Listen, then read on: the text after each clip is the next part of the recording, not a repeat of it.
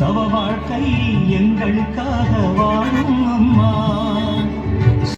விட்டால் எங்களுக்கு நாடி ஏதம்மா, இன்ப தமிழ்நாடு புரட்சி தலைவி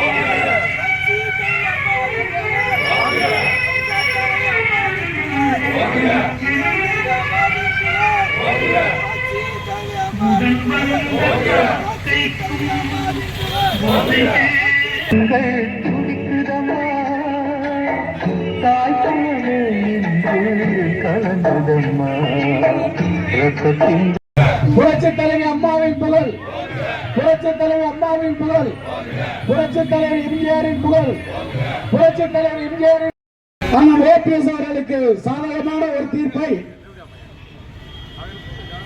சென்னை உயர்நீதிமன்றம் வழங்கி இருக்கிறது.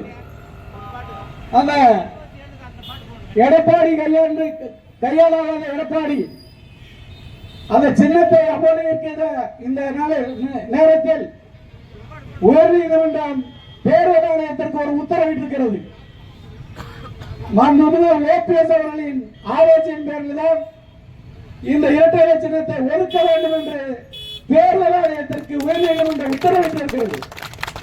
அந்த அடிப்படையில் எடப்பாடி பழனிசாமி என்னதான் அங்கே பொய்யான தகவலை சொன்னாலும் தர்மம் என்றும் வெல்லும், தர்மத்தின் வாழ்வுதனை சூழ்நிலும் தர்மமே என்றும் வெல்லும் என்ற அந்த அடிப்படையில் இன்று நமக்கு ஒரு சாதகமான நிகழ்வு ஏற்பட்டிருக்கிறது.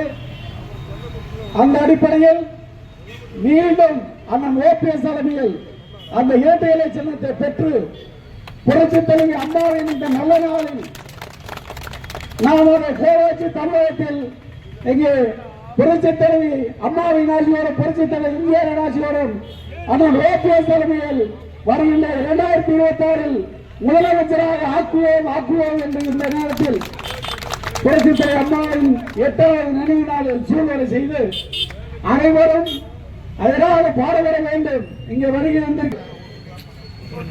அண்ணன் ஓபிஎஸ் அவர்கள் தலைமையில் நாம் அயராது பாடுபட வேண்டும்.